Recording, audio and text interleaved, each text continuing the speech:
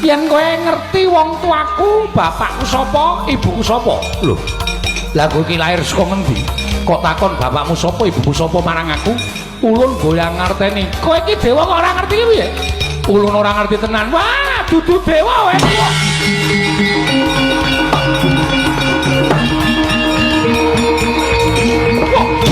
Mati kowe. Ah, sampe kowe.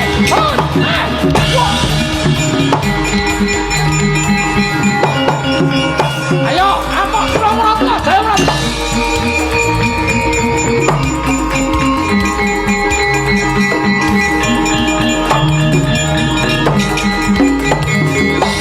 Iki sandangane padha karo sing tak ajar mau. Iki sandangane padha karo sing tak polo mau iki ya dewa. Ya, ulun Bathara Indra.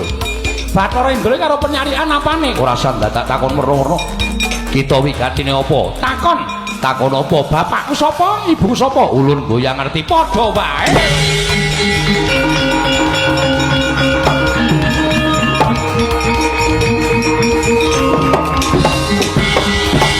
Ayo, amok Suramarta.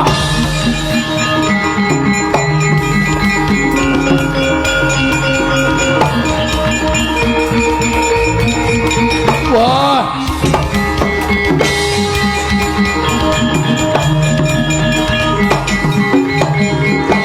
Ana bocah gawe geger kayiwangan.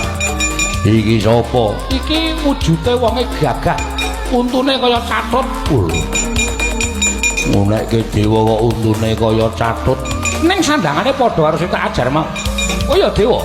Ya, aku dewa. Jenengmu sapa? Yama Dipati. Bathara Yama Dipati. Ya. Bapakku sapa, ibuku sapa? Lho.